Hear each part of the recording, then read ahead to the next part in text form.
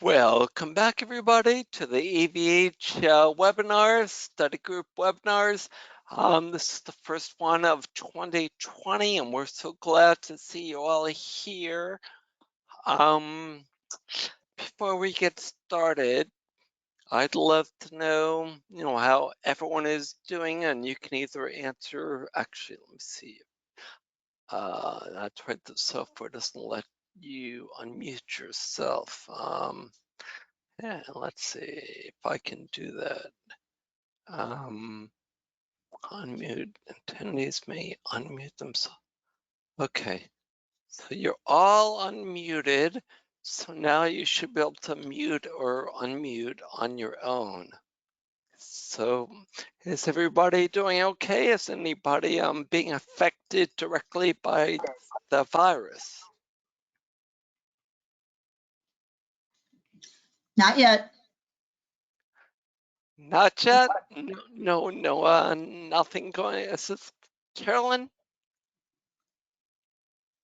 This is Anne. I'm not being affected medically, but I'm being affected tremendously logistically. Have they canceled classes at NCC yet? The community college is going to be on an online basis until early to mid-April, and my son's college is going to be online for the rest of the semester. And my daughter is kind of in lockdown out in California. Oh my goodness. So it's, and my not... mother, thinks she has it, and she might, because she has dementia. Who knows? Oh no. What is she showing any symptoms or? Sure. Yeah, but she's had them for months, so it's probably not. But she's in Manhattan, and anyway, how are you doing, Jeff, down in Fairfield County there? Well, we're not directly affected, except there's a lot of shopping and hoarding going on, and they have canceled school as of today. The library's closed, schools are closed. My cousin, my nephew at Stanford they've canceled classes until the end of the year. Wow. So, so they're on online basis as well. Yeah, Friesa School high school will probably cancel it too. Yeah. So I guess the question is, Annie, or anyone else that wants to chime in, whether you all, what your stance is on what's going on. Maybe we should start with the public health situation, and then we'll talk about, what we can do or what we think we can do. So do you feel, does anyone online here feel that what's going on now is unnecessary or over the top or mindful or what?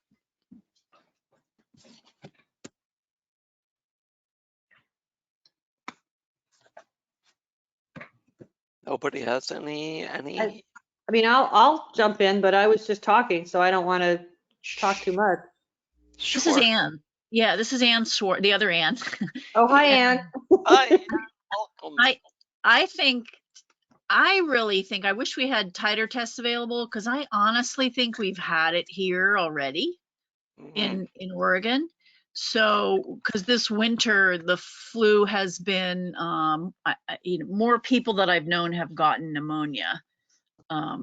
They've all responded to treatment, so maybe it isn't, but it seems like a very interesting coincidence that it's such a lung-related thing, and that's what we've had. So, I wish we were doing more testing for titers to see that maybe it actually has been here already for a while. Yeah, I'm wondering if we have any if this is really that much different than any other of the seasonal flus aside from the higher mortality rate. And the mortality rate is still quite a bit lower than, the pneumonia in hospital pneumonia mortality rate. I think it's reported as being significantly higher in Italy, but who knows? Maybe they're only testing really sick people. The sampling and the data points vary so widely. I think some of the comparisons I was reading between this and the flu and is that it spreads. It's now thought to be spreading through a little bit, have a little more resistance in the environment and spread through air droplets and have a slightly more, people walk around with it for a while before they before they know they have it. So I don't know. It seems to be spreading, go from 0 cases to a whole lot of cases in not very much time. But yeah, anyone else in California or in hot zone? Stephanie, are you guys being affected? I'm here. Not too much here in Sonoma County yet. I was just reading something my sister sent me that in 2017-18, the flu season, there were 45 million cases and 61,000 deaths. Currently, there are 78,000 cases of the coronavirus worldwide, 2,500 deaths. So just to compare that at this point, I mean, it's, even though the panic is really infectious, I mean, I'm hearing, people are really scared. The other thing I'll say is that I work with a biochemist, and he was on to this at the get-go, because that's what he does. And he says the reason that this virus is so pathogenic is, well, there's 2 reasons. One is that it replicates very rapidly. And yes. secondly, that it elicits a very high complement activation. And it's the complement activation that gets people in trouble. And that's resulting in the pleural effusion and the edema, pulmonary edema. So that's, if you have to get the complement under control, which we can do pretty easily with Arginex bystander process.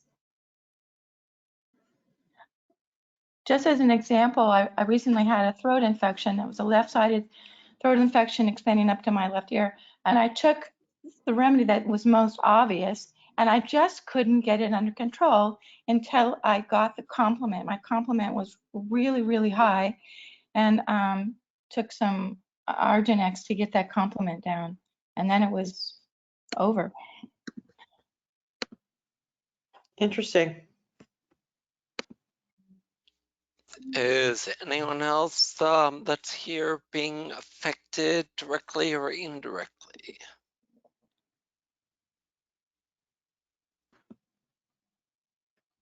Oh, again, everyone has the ability to mute or unmute yourselves, so you're all unmuted for the rest of the session, unless you're keeping yourselves muted on purpose. So I guess it kind of makes sense because, from my point of view,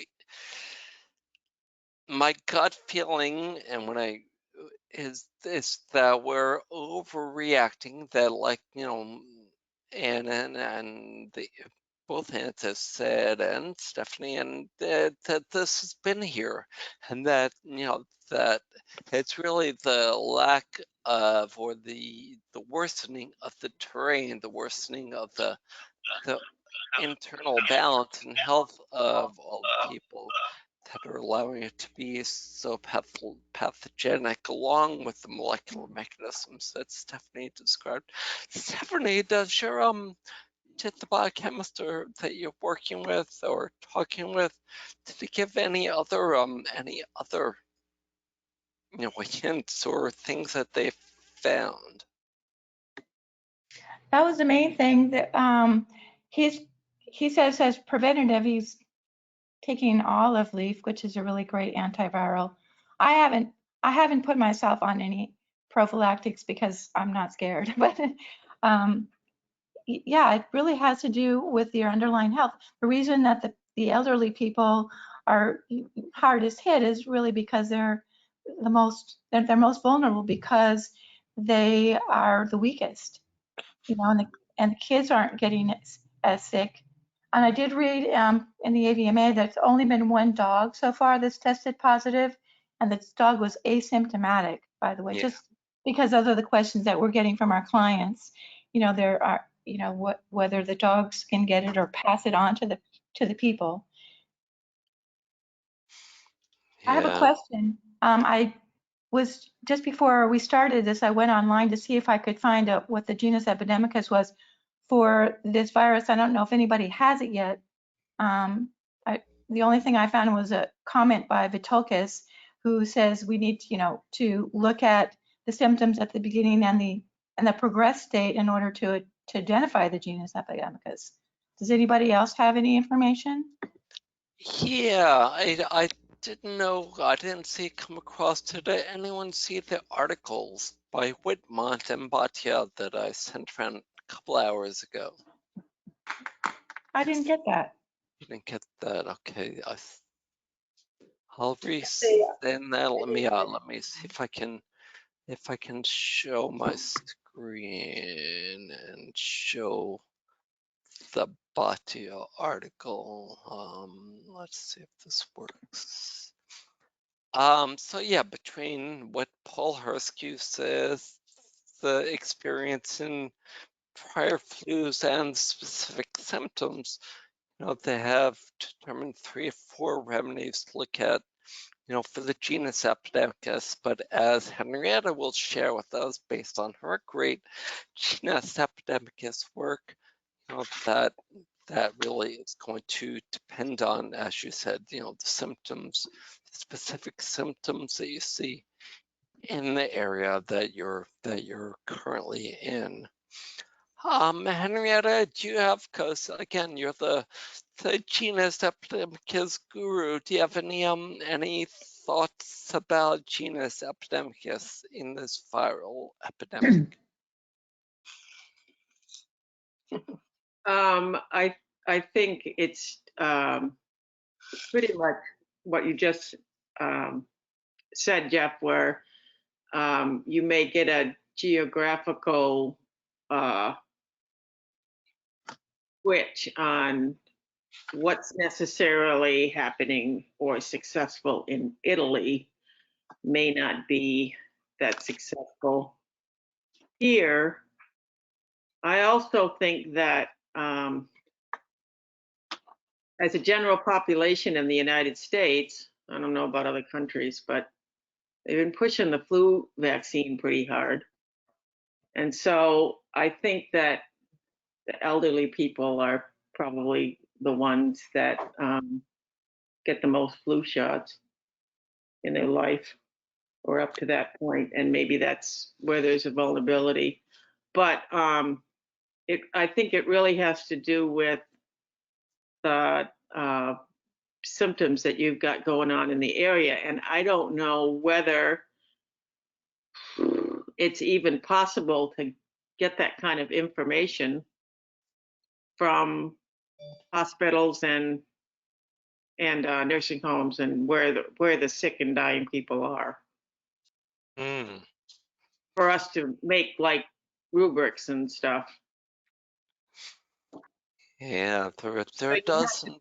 You'd have to talk to the other naturopaths in your area, and find out what they're if and what they're seeing for their patients with colds, not only pneumonia, but way before that, their colds and their other symptoms, and what they're using for remedies just at the beginning of the sicknesses that they're seeing. Okay. Robin Murphy did a really nice webinar on coronavirus, homeopathy, and pneumonia. And it really covers a lot of things. And he tried to, he collected symptoms, which I'm trying to find right now. He went through It's a pretty thorough webinar. What I'm trying to do is get down to where he had the symptoms. But one of the things he said that was almost across the board, that versus, you know, if you get a cold with a fever and things like that, that it was a shortness of breath was pretty consistent around the world. So that would be one symptom to look for and to think about. So taking resting respiratory rate is perhaps helpful, or? It's a shortness of breath. So like you can't, it must hurt to take a deep breath. So it would be rapid.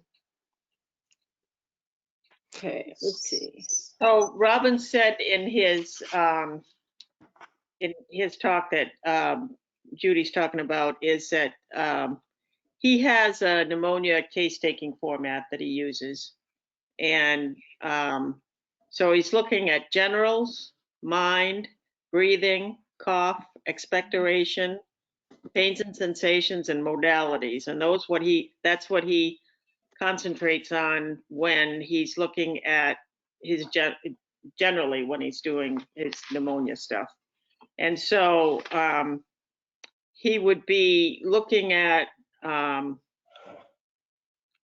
like Judy said, the biggest thing that he has heard with the coronavirus is that, oh, this is the worst cold I ever had. I couldn't hardly breathe, and it hurt and to breathe, and I finally got over it. So those are the kinds of things to look at. The symptoms that were most associated was headache, cough, muscle pain, fever, and level of tiredness, and shortness of breath or other breathing difficulties. Do you know, Henrietta, does he have a copy, or is there a copy of recording of the webinar or transcripts from the webinar? I'm looking at the PDF right now. And I as well. And if you go to immunity,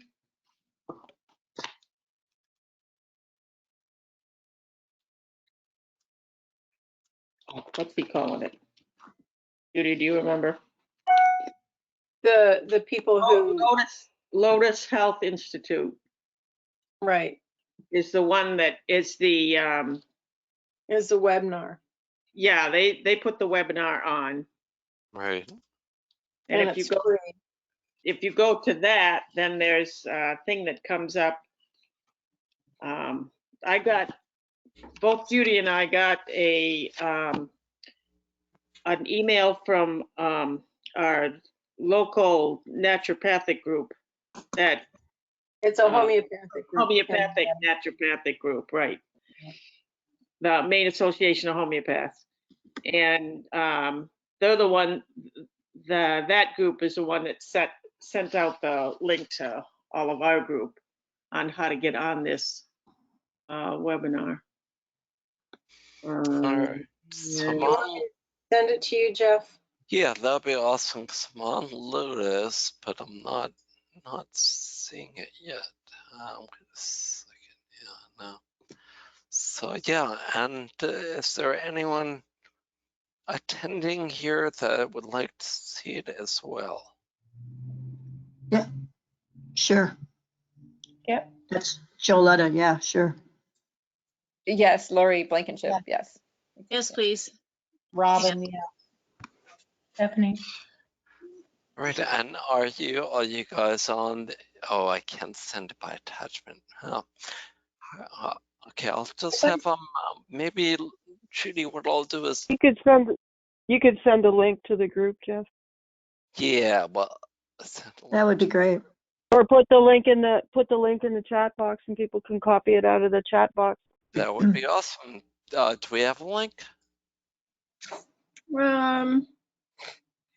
Yeah, let me look. I will look.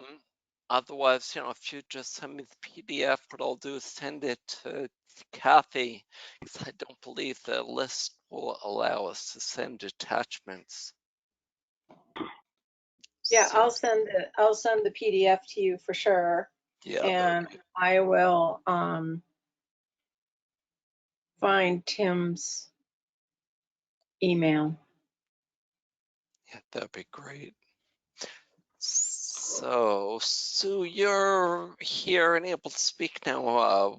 We kind of started with, what everyone's feeling about the response to the virus and what's going on in their local area. So I'm wondering about up in your area and your travels, what you've been seeing.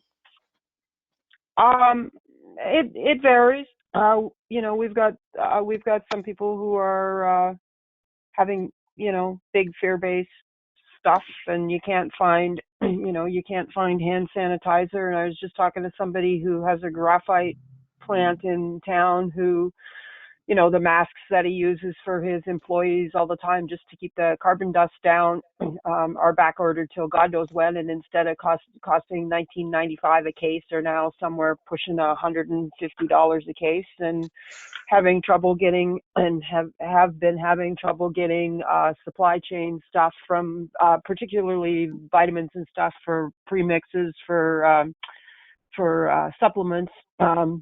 The stuff that comes out of China is ground to a halt, and so supply chain issues and that sort of stuff.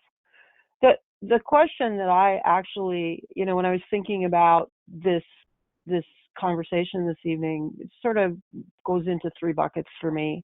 And one is, why are people reacting the way we're reacting? And thinking about how does this influence our own personal reality and the larger reality and the collective reality. So the good homeopath always asks, how does this make you feel? What does this mean to me? Those kinds of questions. And what does this mean to both people in our smaller group, and also looking again out into society and out into the collective, which are not always quite the same thing.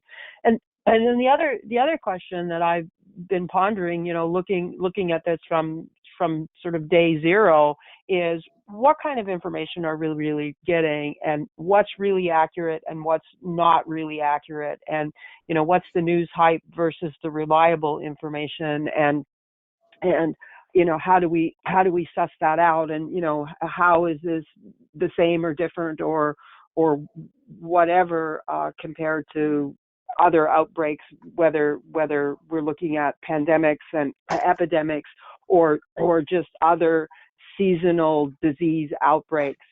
What makes this outbreak different than an influenza outbreak or whatever, and how much is real and how much is being fueled by the accessibility to media in a way that we might never have had media accessibility in the past, and looking at so and the thing that's so interesting to me when we start looking at this, when we look at sort of the societal remedy, I'm not sure it's a genus epidemicus remedy. It might be the genus epidemicus for society or parts of society, is that whole business of fear mongering and control, and that question of isolation versus not isolation, and that question of sequestering ourselves, like not just being isolated. Oh, I feel isolated, but no, I have to bar the doors and prevent anybody from coming near or touching or coming in or crossing borders or going here or going there. And for me, that's an even bigger question than what the hell do we do with this, from the perspective, or it's all part of the question actually for me, in what do we do with this from the perspective of what do we do with it in our personal life, and how do we serve our clients and our patients and people who look to us for advisors.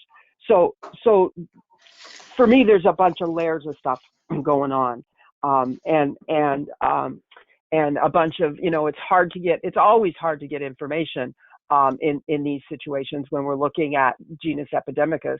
What's the accurate information? What's the real information from the cases? What's the party line information and those sorts of things, and how do we separate those things out?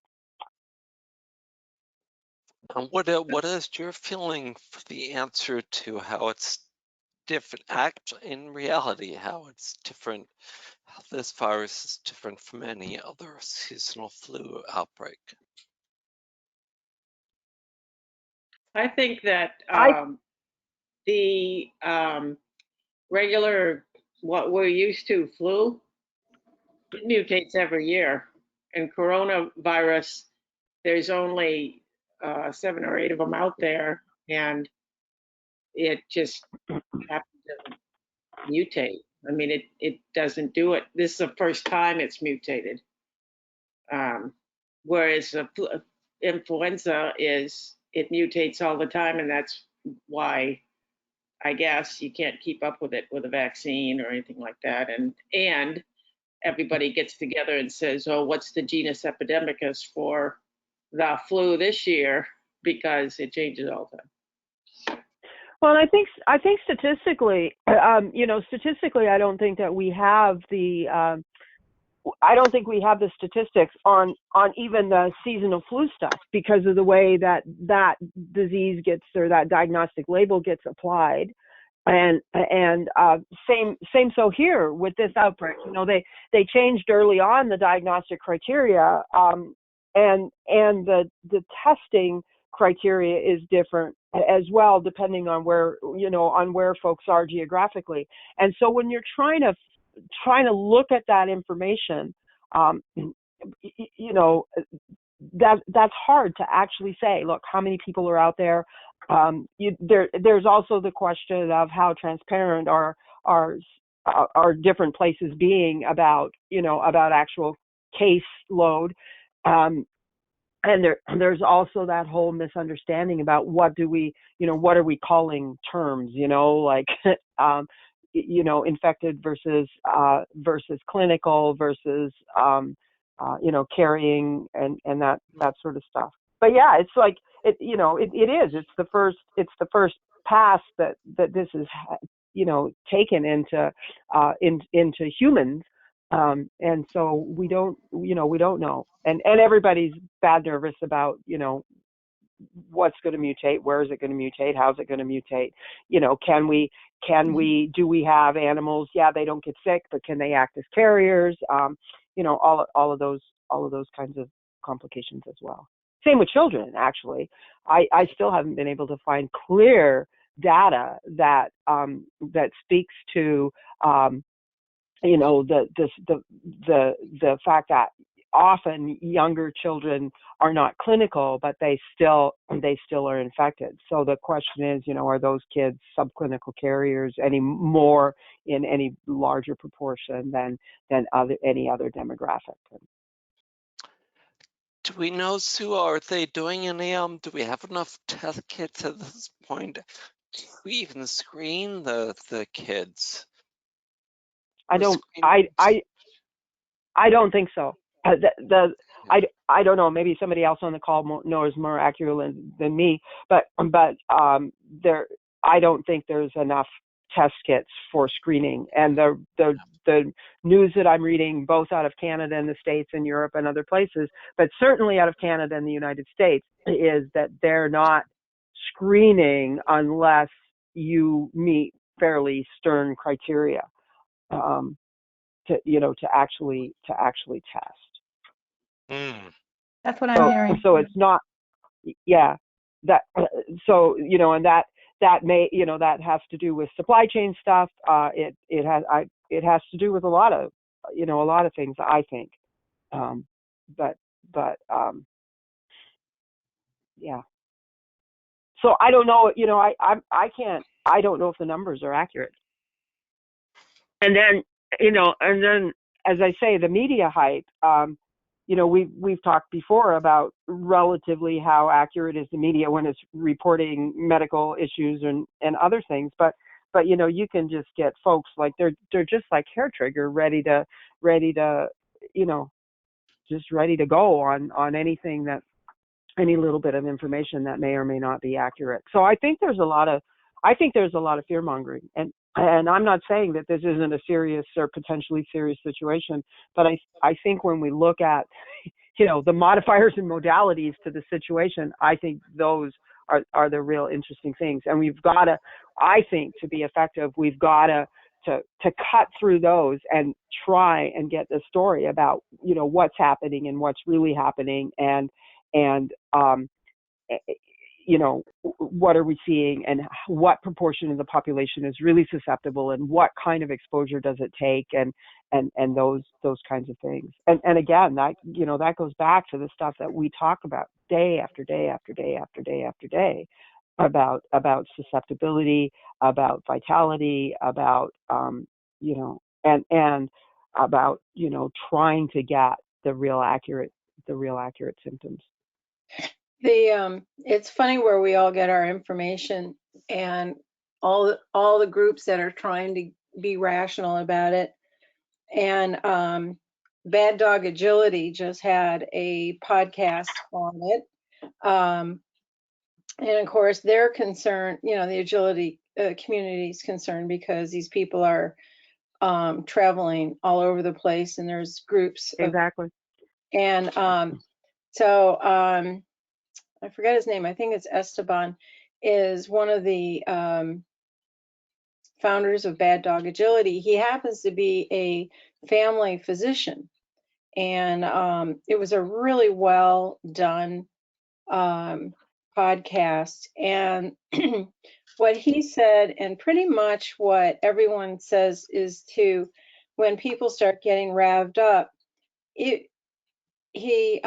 go to the CDC, you go to the World Health, and you can check it daily if you wanted to, because it's changing daily.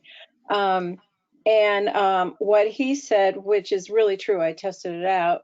You go to Google, you put in COVID-19, and what comes up is Google has put CDC and World Health, WHO, at the very top. Yeah. And so it's for your friends or family or anything that are freaking out, you go to that, and you're getting the truth of what we know at the moment. Doesn't mean we know. Perhaps. Yeah. Well, I mean, they're not rational. You're right. It's not from our paradigm or anything, but at least you're getting the hype. You're not, I mean, just this morning, this person said, why don't we have toilet paper? Well, you know where they make it. They make it in China, and the virus must come on the toilet paper from China, and that's why we're getting sick. Okay, that's well, that was one of the things when this first broke. Actually, before there were even cases outside of China that had been reported, is you start looking at the effect on the you start looking at the effect on the restaurant trade, and Asian restaurants all over, but certainly in North America, where you could shoot a cannon off in the restaurants because nobody was there, because it got that got associated too. So that's, to me, that's sort of that underlying. What's the underlying? I don't think that stuff just appears in reality. We've got to have the terrain to allow this to happen. I don't know, I don't know what the word is, to allow it to happen. The susceptibility, the societal susceptibility to have this event happening now, and also the individual susceptibility. If you're exposed to the virus particle, the individual susceptibility of how are you going to present, and what kind of comorbidities and that sort of stuff are happening.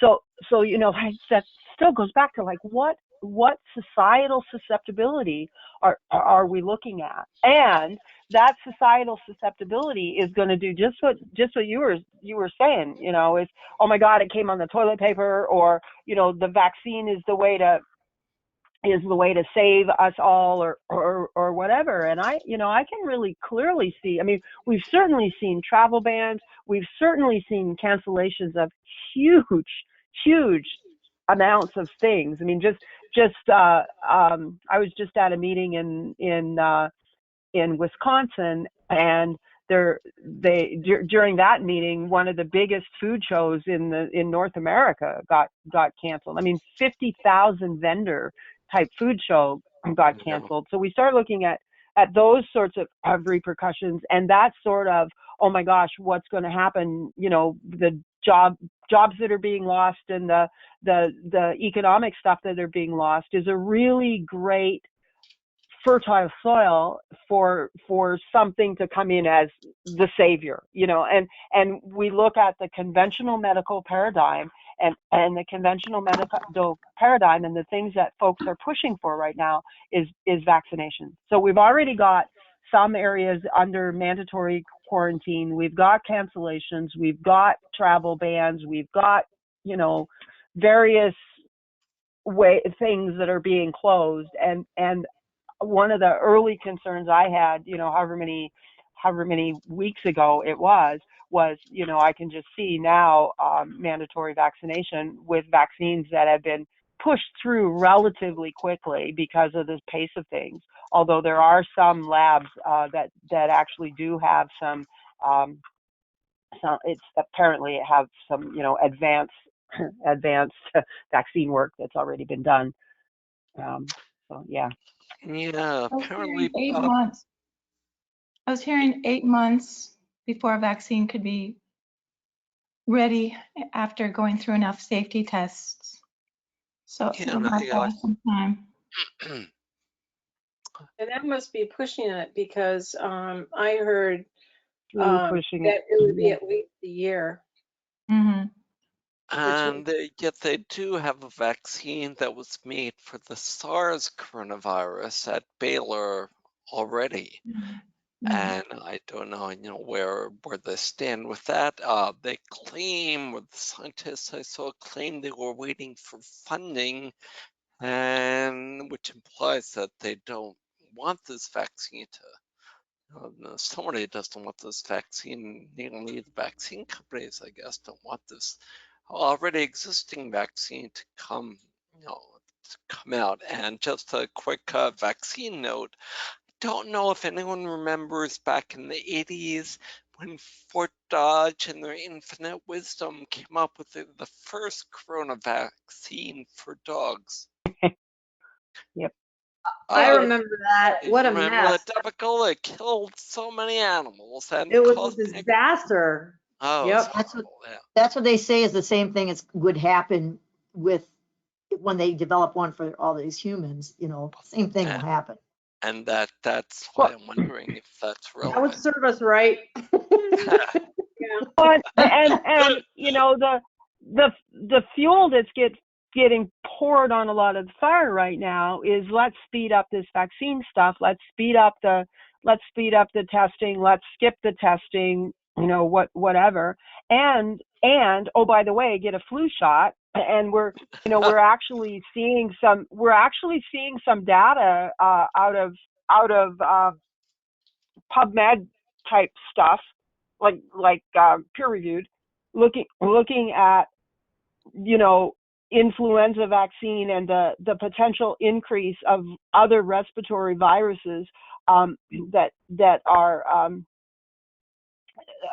interfering, finding that. And they did a big Department of Defense study that found that the folks that were vaccinated for the flu were at bigger risk at developing other respiratory infections, including, you know, the coronavirus. So we start looking at the current recommendations and the possibility that there's going to be haste at pushing a vaccine through, because A, that's some people's medical paradigm, and B, there's a lot of fear stuff that's happening. And then just looking at, you know, what's going on that makes makes the soil ripe for this. And that's exactly what's happening. This is just another symptom of the general malaise in our whole society. All of our systems, our paradigm, it's not the structures are failing because they don't make any sense.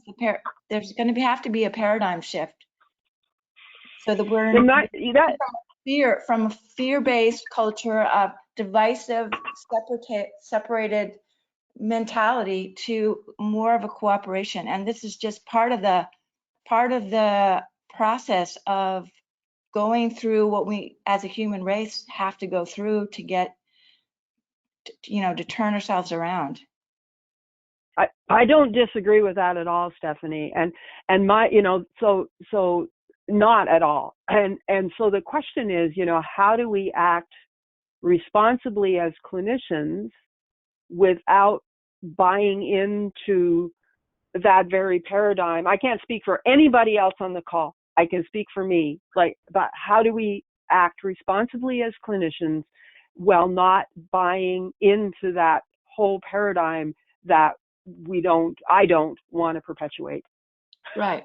For me, it's about being grounded and really, I have a practice. I have a meditation practice, and I have, consciously live my life, as balanced as I can. And so when my clients come to me and they're afraid, I ground myself in presence, and I just, do what I do without, judgment, etc. Because that grounding is what helps them the most. Exactly. Because everybody's fly-assing around in, some proportion of hysteria. Yeah. We have to be. I love this definition of a healer. A healer is someone who teaches by example. And so that's us. Exactly so. Well, and a doctor is, you go back to the origin of doctor, the etymology of it. Entomology? No. Etymology. Yep. Etymology. Entomology's bugs. Yeah. We're looking at teacher. A doctor is a teacher. And And so we really need to support each other through this time, because it's not going to get better. We're going to have more of this. It's not. Until there's a significant shift in the culture itself. But so we just have to keep going and keep one foot in front of the other and stay grounded and stay supportive of each other, because it's not going to get easier for a long time. So do you think that this overall, this virus, particularly this corona one, will last long? I've heard that if the weather changes, the warmer weather, that's supposed to be better, although I suppose it's warmer out in California and they're having a lot. Although I know there is so much fear going on. Ohio State University, which has 66,000 students, has canceled their in-person classes, I think as of today, through the 30th of March, unless otherwise noted. Mm-hmm. So I guess they're going to be doing online classes. But there is just so much of the fear of it, which just makes it more susceptibility for that disease potence to get into the vital force. So just trying to stay calm. So. And the California energy is really interesting, or the West Coast. I mean, the West Coast energy is really interesting anyway. But it's really interesting too, because when you look at some of the things that made the soil, so to speak, more fertile. You look at there's all the societal things, but then there's also the flooding and the fires and those things that also interrupt and disrupt people's cadence and rhythm in their lives, and push more into that fear stuff, and push more into your cortisol levels are up, your adrenals are crawling back over the top of your head, and all those things. I mean, it's making for a really interesting an interesting situation. And I think that it behooves, again, I can only speak for myself, but it seems to me that, you know, all of the stuff that we talk about day to day about the dynamic, you know, the susceptibility, the dynamic, the fact that we're working on something other than physical or something in addition to physical, something that's metaphysical. I think that it behooves us to remember to look at that on that larger, you know, that larger societal level.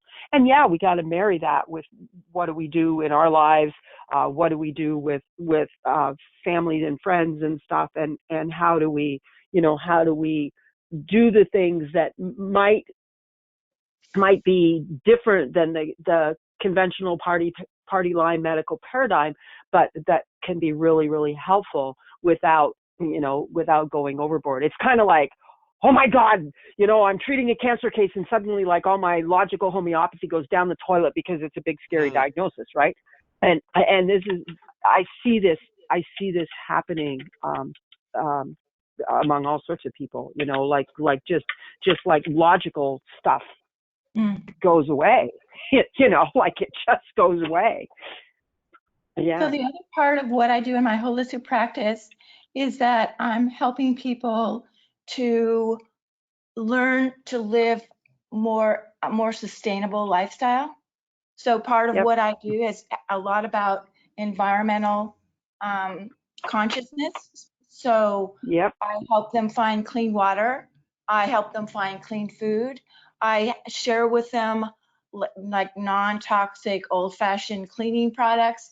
And so there's something they can do because we're so out of balance with the earth right now. I mean, that's what's happening, is that the earth is, you know, is responding with fires and tornadoes and, you know, because it's so out of balance. So part of what has to happen is that there has to be a change in the way that we live, the way that we interact with nature, and people want to know how.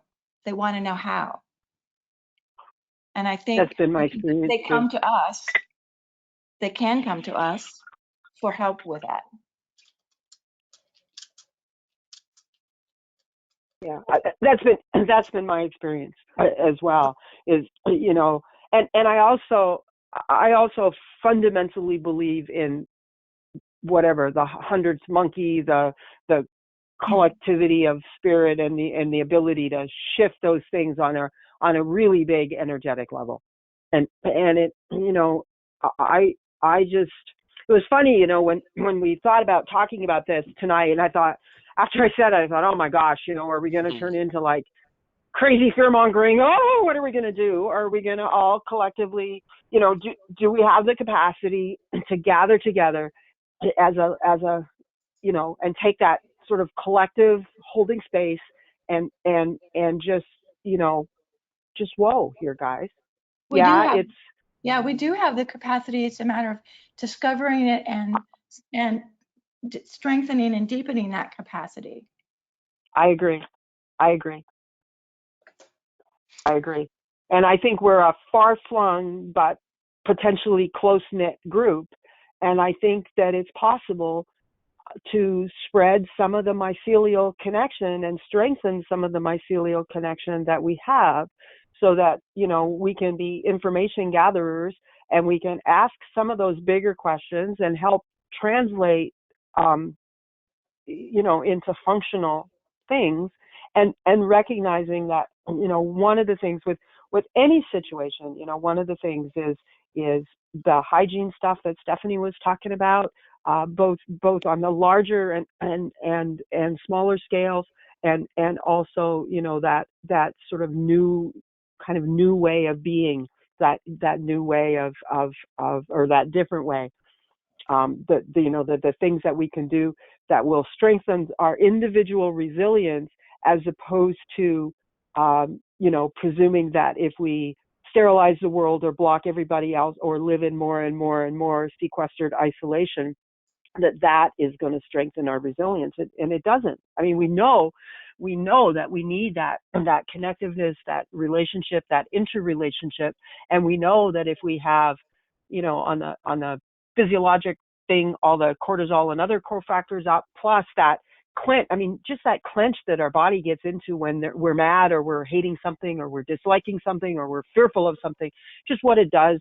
Like just even, trying to put your body in that thing, and it's not a place that's conducive to resilience and resistance and optimal functioning. It's really erosive and it's really corrosive. And marrying that actual active advice and actions with this bigger paradigm that we're talking about, that's the dance, that's the art, I think. Mm-hmm.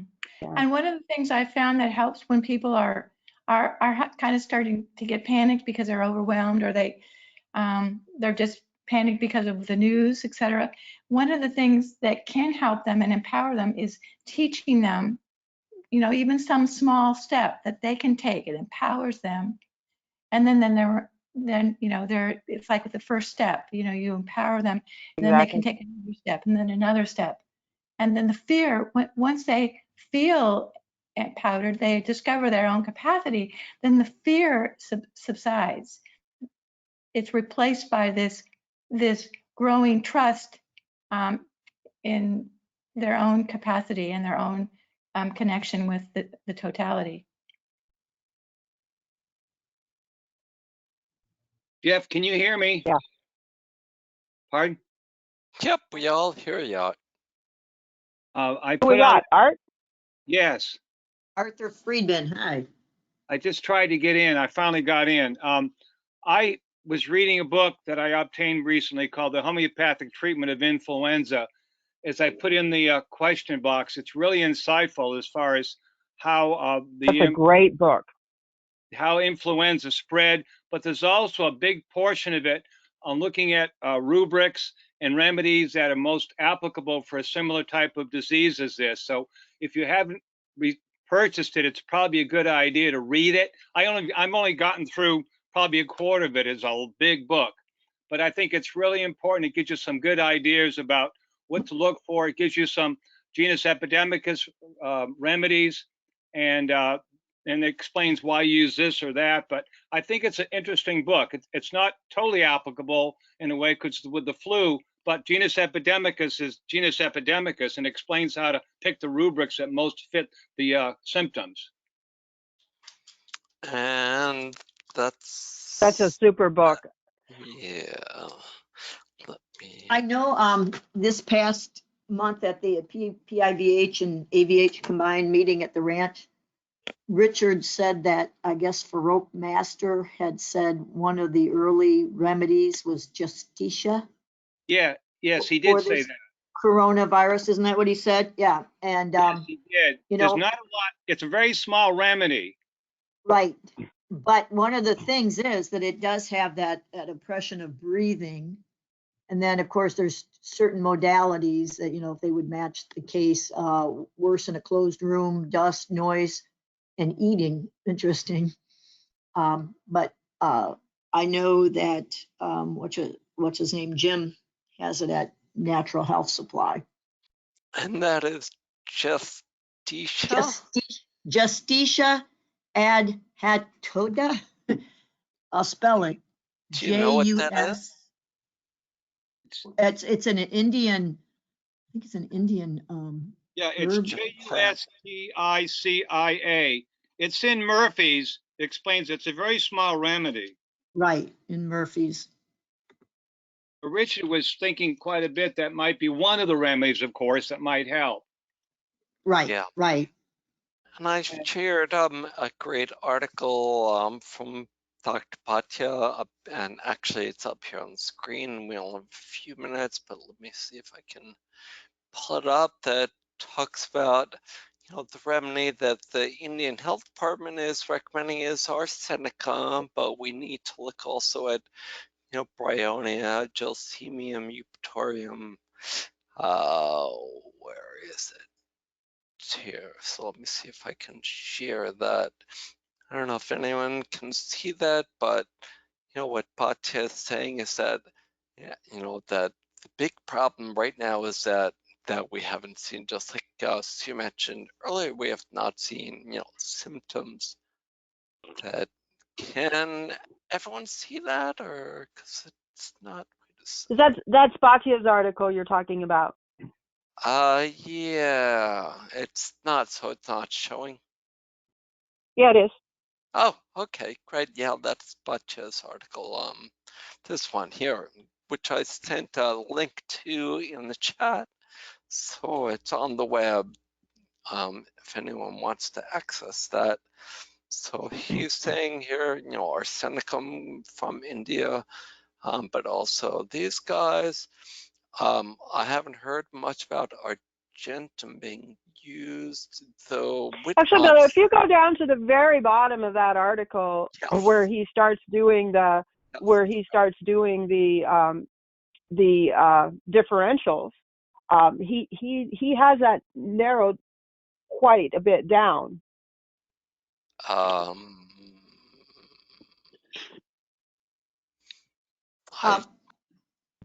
Another person who had some interesting notes on the this corona in her thoughts was Miranda Castro. And of course, one of the things that she talked about was, focusing on the uncommon symptoms, which apparently, I guess what's been happening in China, as everyone's probably heard, is it's a dry cough accompanied by breathlessness, and there is no nasal discharge. So that's peculiar. Right. But so she had a list of remedies, and ferrum phos was one of them, because of the breathlessness. And she said go ahead. Oh, sorry. No, go ahead. Yeah. One of the other questions that I've been kind of looking at and wrestling with, when we look at the apparent different clinical pictures that we're seeing, is the clinical pictures that involve the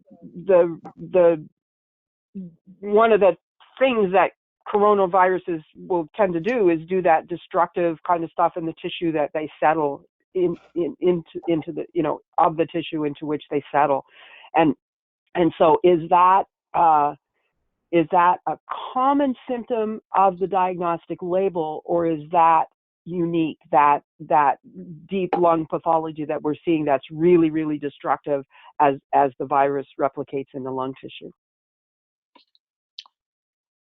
So you're asking, is that a common thing? Is that a common symptom of the disease, or is it a unique enough symptom that it's worth repertorizing?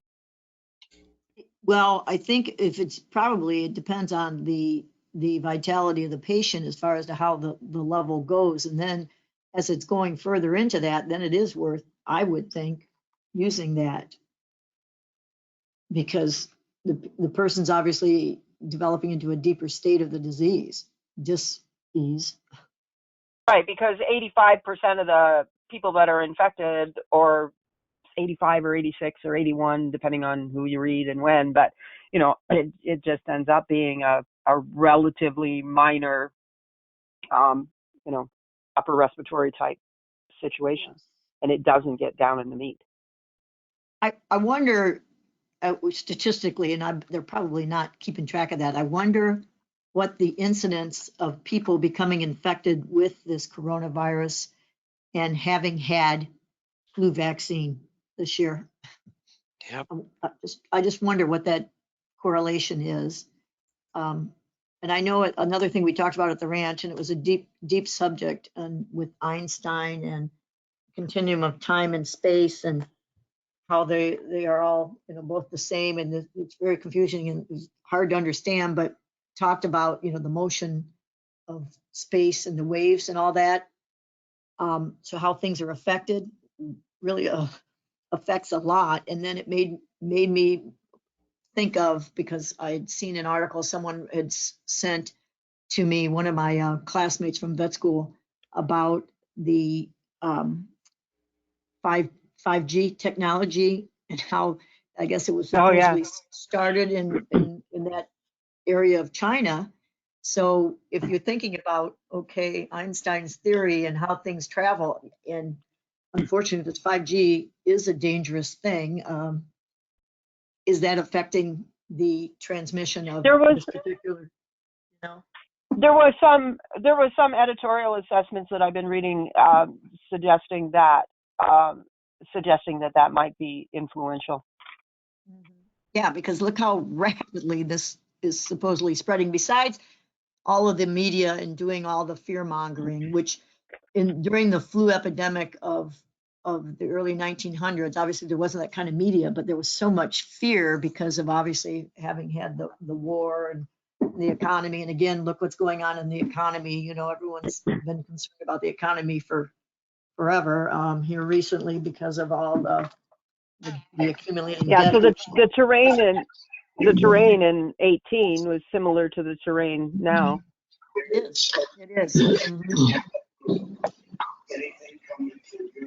So that's kind of interesting. But, you know, when we discussed all that about Einstein, that was very interesting because little did all of Einstein's discoveries ever think it could lead to something like 5G technology. Wow.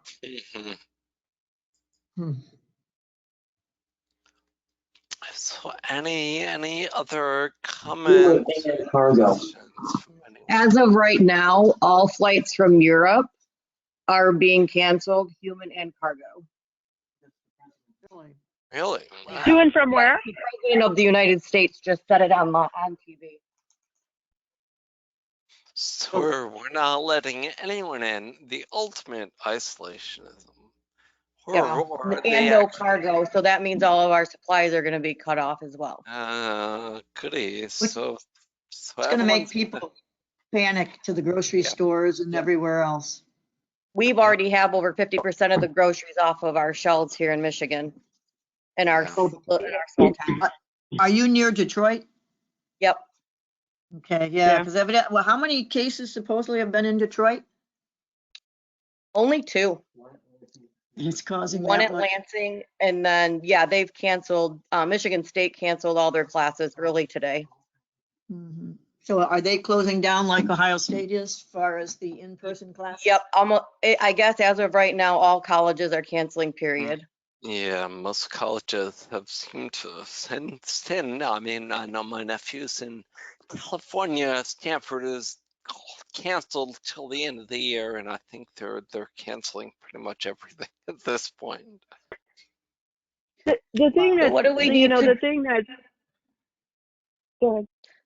So what do we need to do to be able to collaborate, to be able to keep in contact with each other of these clinical signs, and moving forward, what we're going to do and think about remedies in regards to polio and so on and so forth, in being able to combat what the pharmaceutical companies are going to be pushing?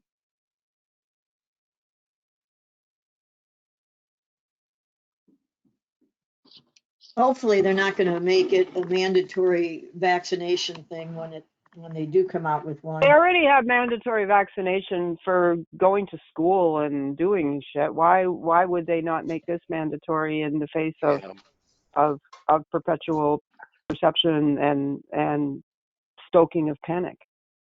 That's awful.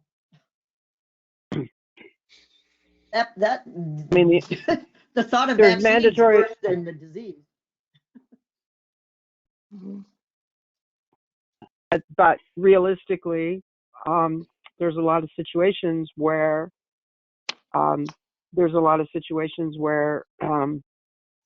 mandatory, lesser vaccines have been made mandatory in lesser panic situations. And I think it's worth remembering that the United States is still under the bioterrorism legal stuff after the World Trade Centers fell down. About it's a very short act. It doesn't take very long to read. It's like 3 pages or 6 pages or whatever, I can't remember. That talks about the government's ability to commandeer food, to come onto farms and food supply places to commandeer food. And I say this not as a fearmongerer, but just to look at what sort of terrain that we're dealing with. And that whole thing, like we're so used to trucks or trains or whatever arriving with food in regional places. And we saw that, not that long ago, up in the Northwoods when the trains were closed because of some protest situations, and places were running out of food and toilet paper and propane, and the grain is stuck places where it shouldn't be stuck at this time of year, and so it doesn't take very long to disrupt things when stuff isn't moving. I mean, getting vitamins and toilet paper and paper products from China and places in the Eastern Rim is it's just the tip of the iceberg as far as the stores emptying and the manufacturing emptying and trying to keep people fed and stuff. It's going to be very interesting. Yeah, I went to a continuing ed course in Aruba on basically sedation in horses, and they were talking about how xylazine or rompin is so unpredictable anymore, and they were saying because of the different variations of strengths coming out of China, again, that even the drugs that we're getting in the generic forms are not being as pure as they need to be. Because one horse will sedate and almost fall over, and then the next horse is like, there's no consistency, and every bottle you get is different just about.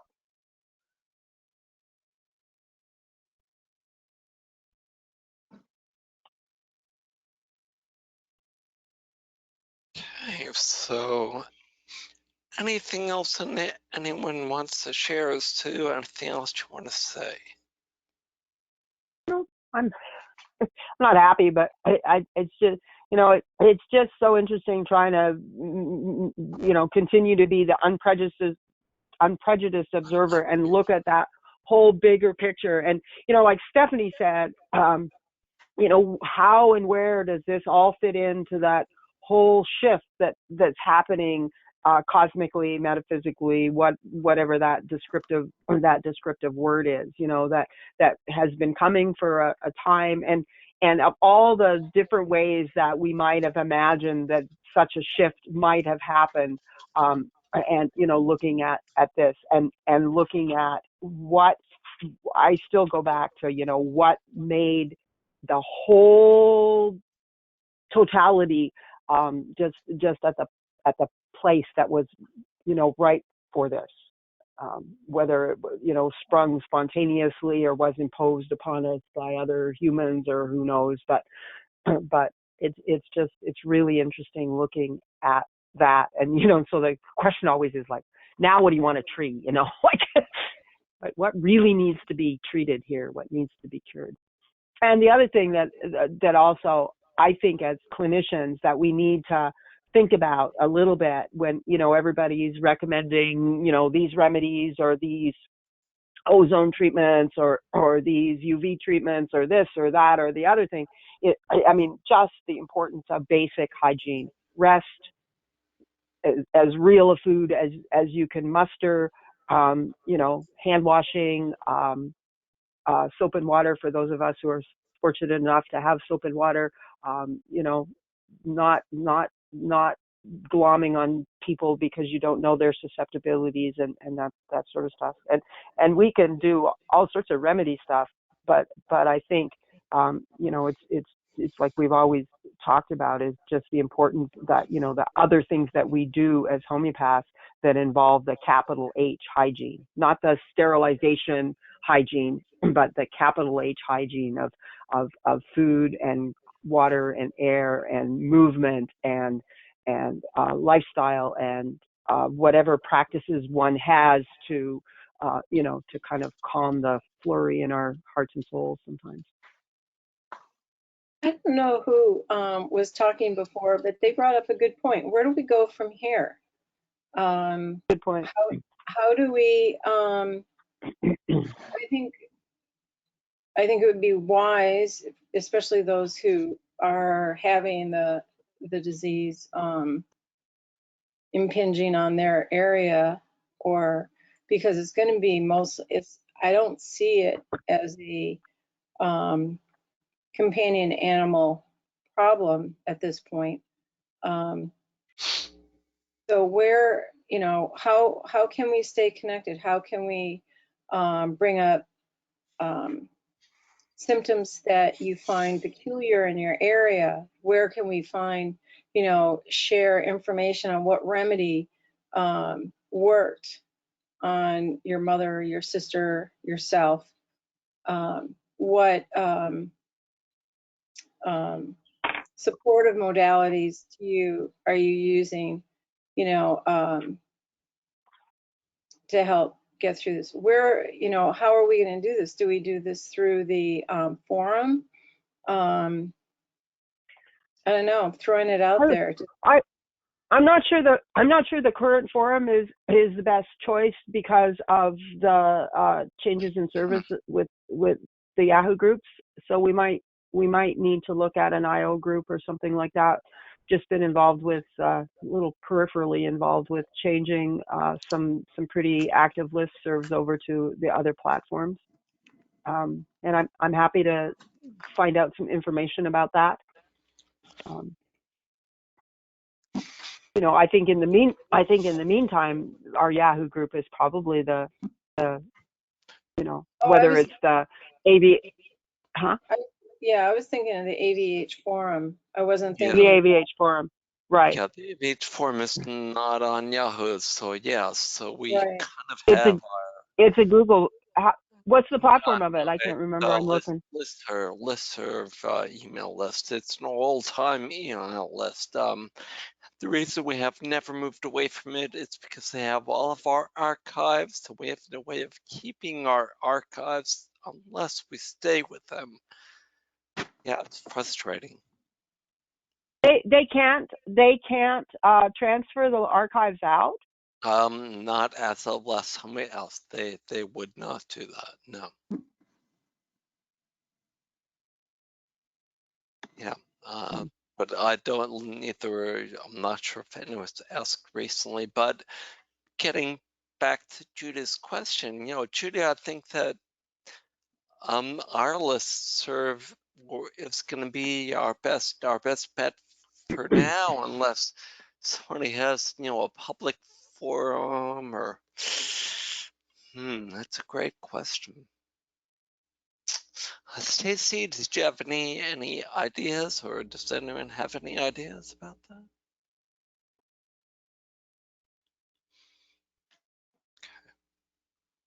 I would think. I mean, when we think about where most of the people are, they're on that listserv, right? Yep. Talking about our, And I mean, there's a lot of. Sorry? Talking the regular AVH listserv? Yeah. Yeah. The AVH listserv. Not the international group, the AVH forum mailing list. Do we still have that active list? Because I'm on the international one. I don't have the AVH one separately.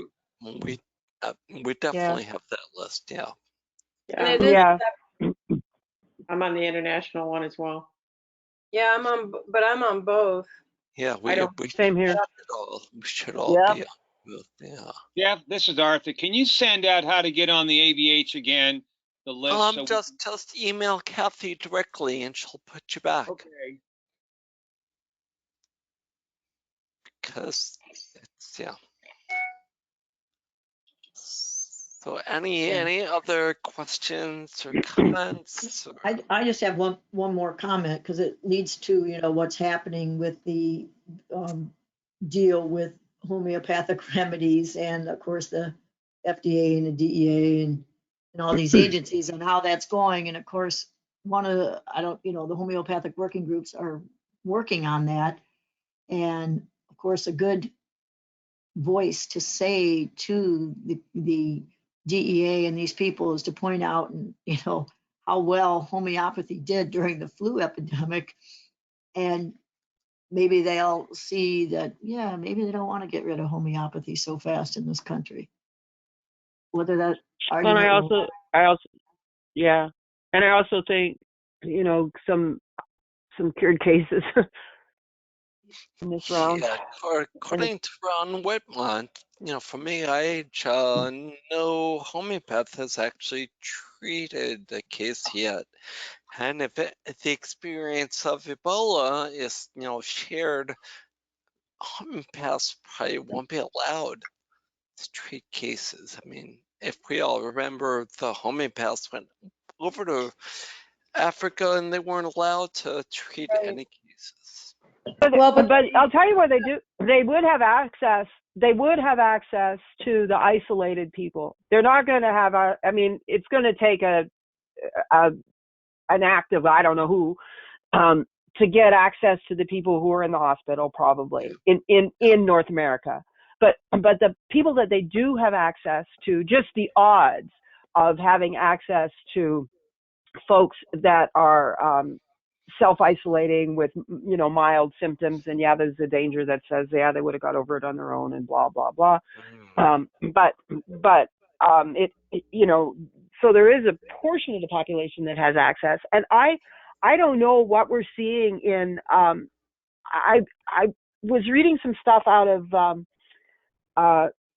China suggesting that there were some cases that had been treated by homeopaths in China and maybe in Europe at this point. Well, but I don't have reliable information. In Africa, I believe, although the homeopaths were not allowed initially to treat, or they weren't allowed to treat Ebola, they were allowed to treat other things, and that they had such good success that they ended up making a positive impression and being welcomed. I've sent kits to my kids where they are, and they're ready to, treat themselves and treat their friends, and if they need to, and I think that's definitely helped them. We're also treating some of that fear factor and all the anxieties, and so it's helping them stay grounded as well. Great. And I think it makes sense when we look at that larger potential influence that we have, is to be as sort of methodical and accurate and logical, or whatever the word is, in our prescribing, so that A, we've got some accurate clinical data, and B, if we only have a kick at a few cans, to prescribe as accurately as is possible, using the symptoms of that individual situation. And just as we do in all of our stuff, is start acquiring a body of evidence.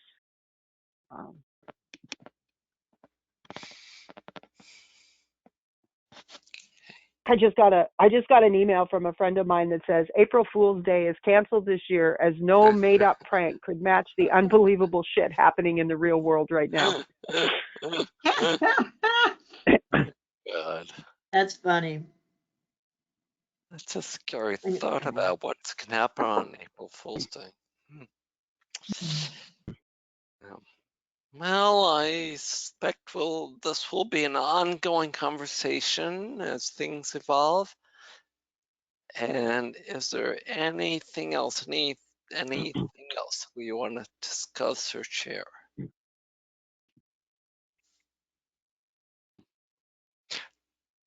Then I guess we'll see you all next month. Sue, Henrietta, Stephanie, everyone, thank you for sharing. Judy, thank you for sharing your wisdom, and gosh, Yes. stay safe, everyone. Use good hygiene. Andre Sane is going to have a webinar on hygiene and homeopathy and the virus, and I think in a week or two. Don't have any information about that, except that it's going to exist. And if anyone's interested, I'll send the link. I think those kinds of things are useful to post on the AVH list. Webinars that are happening, people's essays on genus epidemicus and that sort of stuff. I think getting that on the list is important. Yeah. So you're saying to have him post what webinars are coming up about?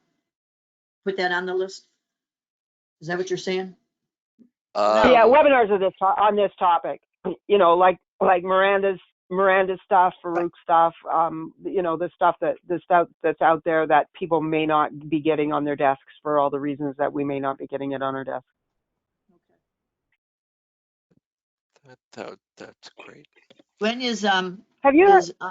when is Andre Sain's webinar? I do not know. Does anyone suit you know?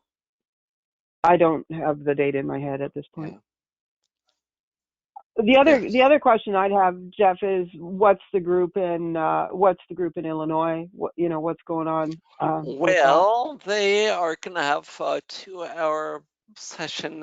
Actually, the documents that I shared from Patya's article and Whitmont's article are going to be the basis for the Illinois webinar next Saturday as well. So I do urge everyone here that wants to continue the discussion, you know, with a lot of NDs and MDs in Illinois and California and throughout the country. If, you know, everyone sign up for the webinar if you haven't already. What's the date on that? A week from Saturday is. So 2 weeks, not this coming Saturday, but the Saturday next. Yeah. Okay. That would do what, 21? Yeah. Oh, 2 weeks would be 28. 28, Right, wouldn't no. it? No, Wait a minute. Wait a minute. No, it's in the Yes. 14th. Yeah, 21. No, 21st, yeah. 2 weeks would be the 28th. No. This coming Saturday is the 14th, and a week after that is the 21st. Yep. Yep. And So you're saying 21st, right? Yep. Or Jeff? Yep. And I'll put Perfect. the information again, you know, on the forum. All If right. anyone wants to sign up, this will get you the, you know, the March, April, May, September, October webinars. You know, if you want to come, there are 2-hour sessions, and they're really valuable. Okay. Yeah, I second that about them being really valuable. They're just at a bad time for me to go. But when I do make it, it's really worthwhile. Yeah. Yeah. All righty. Well, have a great night, everyone. Thank you You all. too. We'll talk soon. Yeah, thanks, guys. Thank Hey, you. thanks. Thank you, Jeff. Good night, everybody. Good night, everyone.